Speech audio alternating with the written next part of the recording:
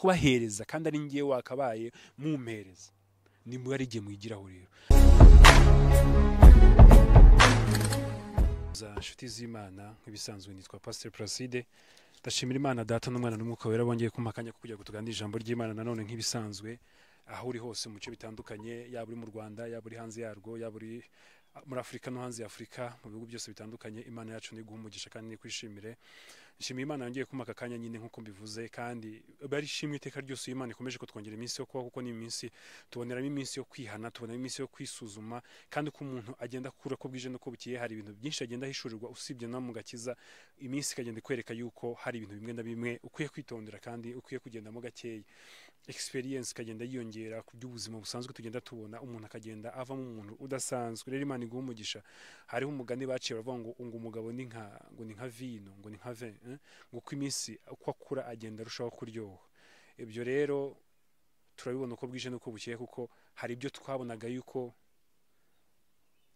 bishobora hari ko umuntu aba yaribonaga ariko uyu munsi wa none akabona yuko akwiriye guca bugufi kandi buryo umuntu uca bugufiya abafite impano nziza ni impano nziza impano yo guca bugufiya impano yo kubaha buri muntu wese impano yo kudasuzugura ubonye burya ni impano nziza niba nawe uyifite ujye ubishimira Imana cyane kandi niba utayifite ujye usenga Imana yibwire ngo umpe guca bugufiya kuko guca bugufiya hari ahantu bikurenza hari nubwo iyo utazi guca bugufiya ushobora gupfira aho wari gukirira ushobora guhura n'umuntu ufite mu mutwe utazi ukuntu ameze turi abantu batandukanye muri iyi si ufite ukuri kandi akakurenganya ufite ukuri kandi ukazisanga ukuri kwawe kura kuwa gutanze nabi nabyo urabize byiza rero no guca bugufi ukamenya guca bugufiya Imana ibiguheramo umugisha nitwa Pastor Placide tugiye kuganira rero amagambo turi busanga mu gitabo cya Zaburi ibice bya 18 igice cya 18 turahera ku murongo wa 26 turavuga ngo ku munyembabazi uziyerekana ku munyembabazi utunganye uziyerekana nk'utunganye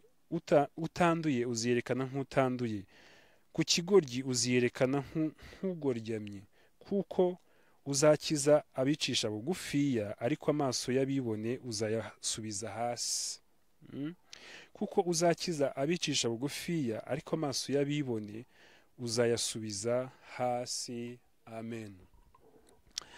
Iyi ni Zaburi yanditswe na Dawidi ari mu mwuka kuko urabizi ko Dawidi yabaye mu mwuka igihe kinini cyane kugeza ubwo yagiye hanura na Kristo abantu bakibwira ko ari ibintu yivugiraga gusa ariko Yesu ageze akajya avuga nkuko byavuzwe muri Zaburi uyu munsi wa none ni amagambo Imana ari haye Dawidi yagiye avuga amagambo ayobowe n'umwuka w'Imana cyane akayavuga ngo kuko ku munyembabazi uzigaragaza nk'umunyembabazi dufatiye kuri uwo mugabo bita Dawidi yagize imbabazi nyinshi cyane mu buzima bwiwe bwa mbere kuri Sawuli wamuhigaga Sawuli akamugenza akamucurangira uri kantu yari kumucurangira akamutera icumu Dawidi akarizibukira uribukaho yamuhigaga yarangiza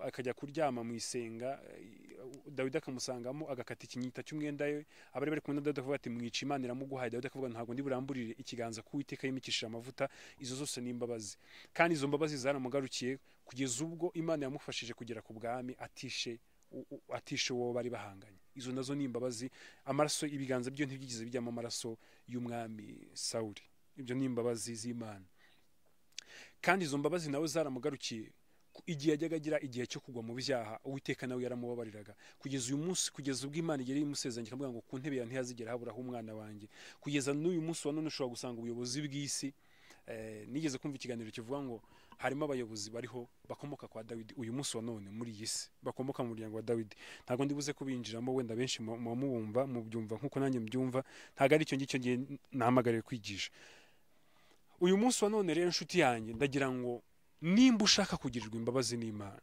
nawe wige kugira imbabazi kuko ku munyembabazi Imana izazizigire kutunganye izagaragara nk'itunganye uzasenga Imana ikumve kura ko nawe utunganye kwa kukunda ikintu bita gutungana ni iki ni ukuvuga ngo ntawe ugira ubangamira ntawe ugira wifuriza ikibi iyo aho wicaye wifuza ko haba neza aho ugeze wifuza ko haba amahoro uhuye nawe wumva ubonye arwaye wifuza ko yakira ubonye ashonje wifuza ko yabona icyo arya waba ufite icyo umufashisha ukakimufashisha waba utagifite kandi ukamubwira amagambo amukomeza waba ufite amagambo ukajya uhora iteka ryose wifuza ko abantu bagubwa neza nawe Imana ihora yifuza kugubwa neza mu bibazo byawe irigaragaza aho ugeze aho watatswe utewe n'abantu cyangwa se n'ibintu, utewe n'indwara, utewe n'abadayimoni, utewe n'ibintu bitandukanye bidukikije, hari igihe bitwataka, isi ikakwataka ukabona ibintu ntabwo bimeze neza, Imana iraza ikakurwanira. Kubera iki? Kuko watunganye. Dawidi aravuga ngo kutunganya uzigaragaza nk'utunganye. Utanduye nawe uzagaragara nk'utanduye. Haleluya. Nimba utiyanduza, Imana nayo izagaragara imbere yawe nk'itanduye. No kuvuga ngo uzajya usenga Imana igusubize, naho byaba bitasubijwe aka kanya, ariko uzumva inkomezi ziva ku Mana mu mutima wawe. Burya hari igihe Imana idagusubiza ikintu byihutirwa kuko igihe cyacyo kitaragera, ariko Imana ikakuzanira imbaraga zo kwihangana. Imana igatuma utajya kwa makuza kwiyahura, hahandi abantu umuntu yagiye akiyahura. Wowe ntago utekereza mu kwiyahura, ahubwo utekereza mu kwihangana. Ijwi ry'Imana riraza rikaganira n'umutima wawe rikakubwira ngo komera, kubera yuko ufite umutima utuje. Kuko ibyo ukora, ijambo ry'Imana ngo kuko icyo umuntu abiba ari cyo asarura. Niba ubibye amahoro usarura amahoro, niba ubibye urukundo usarura urukundo, niba ubibye kubana n'abantu neza nicyo usarura. Uyu munsi wa none abantu barabiba ibibi, ariko nkumva umuntu aravuga ngo yakoze ikintu kibi, ariko yakumva cyageze hanze cyamenyekanye bikamubabaza ngo kuki cyavuzwe. Ntagashaka guhinduka, ntagashaka kuba mwiza, ntagashaka kugira ngo imico yiwe ihinduke, ntagashaka yuko, ahubwo icyo adashaka nuko bimenyekana mu bantu, bakomeze bamukomera amashyi, bamwite mwiza, bakomeze bamwite yuko ari umuntu ufashaka, nyafashije kanaka naramufashije, kanaka namugiriye nte, kanaka namugiriye, uririrwa witakataka uvuga ngo abantu bafashije, nyamara ibyo witaka sibyo, siko bimeze. Uyu munsi wa none nimba ushaka yuko bagutaka, umuntu bita Tabita yadoze imyenda y'abapfakazi, ntabwo ugeze avuga ngo muzabivuge, ariko amaze gupfa abapfakazi baravuga ati nta kundi byagenda, uyu muntu ntabwo akwiriye gupfa, ntabwo tugomba kumubura kuko ni umuntu w'umumaro. Batuma kuri Petero wari uri Yopa, bamubwira ati banguka, dore uyu muntu yapfuye kandi ni umunyamumaro ku buzima bwacu, akwiriye kubaho kuko afite icyo aberaho. Wowe ubereye iki inshuti yanjye uyu munsi wa none? Ubereye kuko ari umuntu ukomeza, ubereye kuko ari umuntu ubwira neza, cyangwa ubereye kugira ngo urye unywe uryame, igihe nikigera uzipfira uve mu isi gusa, hanyuma se nusubira kwa so mu ijuru uzahinguka imbere akubwire ngo, uzamubwira ngo gihe cyari cyaranjyanye n'iki, nakoze iki? Uyu munsi wa none ucyuwe uwuhe munyago? Ndagira ngo uyu munsi wa none ngufashe kongera kwisubiramo, umenye kuza hano ku isi hari ikintu waje gukora. Kera nkiri muto najyaga nicara nkabyuka nkabona turariye, turaryamye, turarya. What is this? Ni iki ngiki navukiye koko? Navutse kugira ngo turye, turyame, tuganire, niba turi abasore dutere story, tunywe biya, na tumaze kunywa biya we nani tujye mu bakobwa tubabwire sheri hani sweet, kabona hari ikintu kibura. Kandi ntekereza ko nawe hari igihe ujya wicara ukabona ko hari ibintu ushaka gukora utarakora. Biriya rero bishaka ubikore. Hanyuma ngo ku kigoryi yiyerekana nk'igoryamye. Wa muntu washatse kwigira ikigoryi akisiga amavuta y'ubugori, izagaragara nk'igoryamye ku buzima bwiwe. Wa muntu hariho abantu ujya kubona ukabona rwose yari yinitse aragenda yijandika mu bugoryi, yijandika mu bujiji. Kandi ijambo ry'Imana ritubwira ngo kuva mu byaha niko kujijuka. Iyo uvuye mu byaha ubujijutse, umuntu akagenda akabyijandikamo kandi akaba fiyeri yabyo, kandi akirirwa bikora, kandi akabikorana isuku, kandi akabikora bikunze, kandi akabikora bishaka. Uwo nguwo Imana niza azajya abona ibintu ari guhura nabyo, avuga ati kuko bavuga ngo Imana igira neza, kuki bavuga ko Imana igira gutya, Imana itanga amahoro ko ntayo mbona, ntayo wabona nyine. Kandi nyine kugoryamye izakwireka nk'ugoryamye kuko uyishaka ni kwiza. Nimba ukeneye Imana ko kubera umubyeyi, nawe ba umubyeyi. N'ubundi ni umubyeyi wa twese koko nibyo, ariko uko wowe ushaka ko Imana iza ni kwiza. Hakeneye ngo wongere wiyubake mu buryo ukeneye Imana, kandi uburyo ukeneyemo Imana nubwo wowe wiyubakamo uriwe, ubaka uburyo bw'ubumana muri wowe, hanyuma Imana izaze imeze nk'uko umeze. Kuko ijambo ry'Imana rivuga ngo turimo umuntu ase natwe dusa n'Imana. Nushaka ko Imana izigaragara nkaho nta mbabazi igira, nuko ntawe ntazugira, nawe ntawe uzigera uzigirirwa, kuko abagira imbabazi aribo bazazigirwa. Niko ijambo ry'Imana rivuga ngo hahirwa abanyembabazi kuko aribo bazazigirirwa. Haguwe batagira imbabazi kuko ntazo bazabona. Mujye nuzajya wumva ikintu ujye ugishita ugicurukura, numara kugicurukuza ahita wumva igisubizo cyacyo, uturujya ku kibazo ariko ngo bishatse gusa birasobanutse. Niba ugira imbabazi nawe uzazibona, niwe ntazo ufite ubwo nyine nuko. Hari wenda ushobora kuvuga uti Imana iratuzi. Hari umuntu ugeze kumubwira ambwira ngo rega hari igihe kizagera ngo Imana itubwire ngo iturebe ngo dore uko bisa, ngo gaho nibyinjira. ngo byinjire mu ijuru, ntabwo ariko mbikeka. Icyo wabibye nicyo uzasarura muri ubu bugingo n'ubuzaza.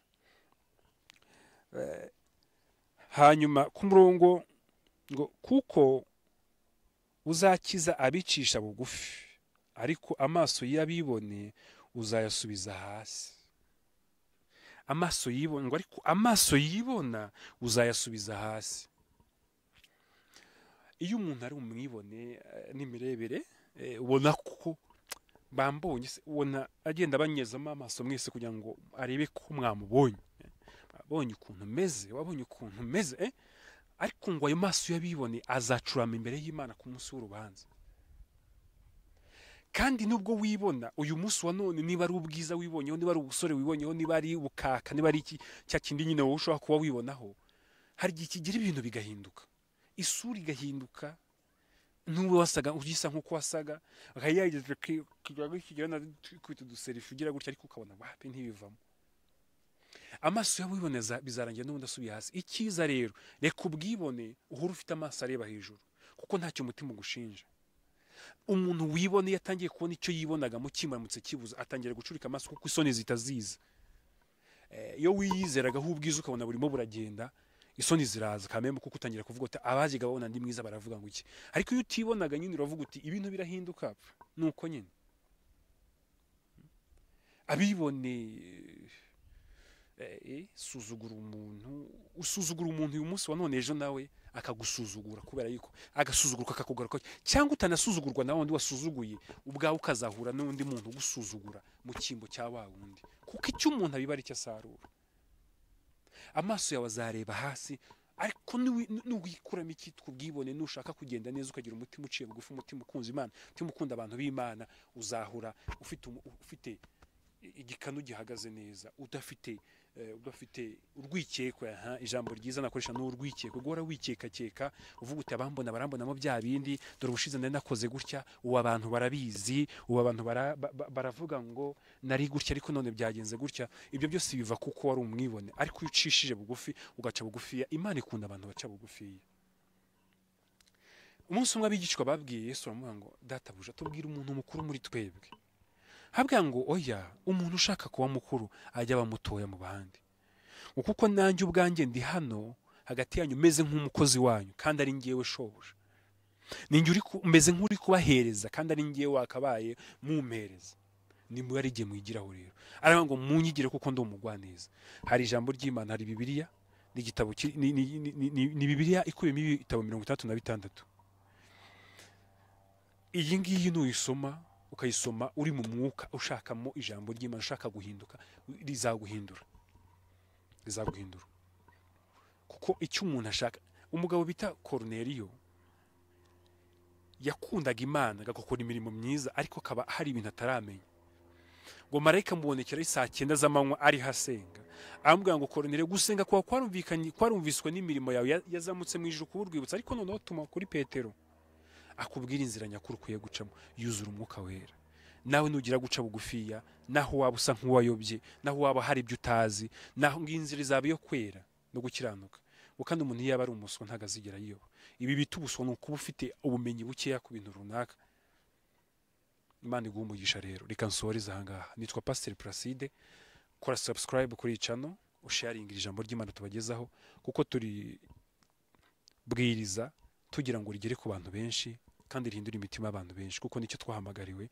Uyu munsi none tugira ngo dukore bya bindi Imana dushakaho rero, kuko nawe ufite icyo Imana gushakaho, natwe ibingibi nibyo turimo turakora.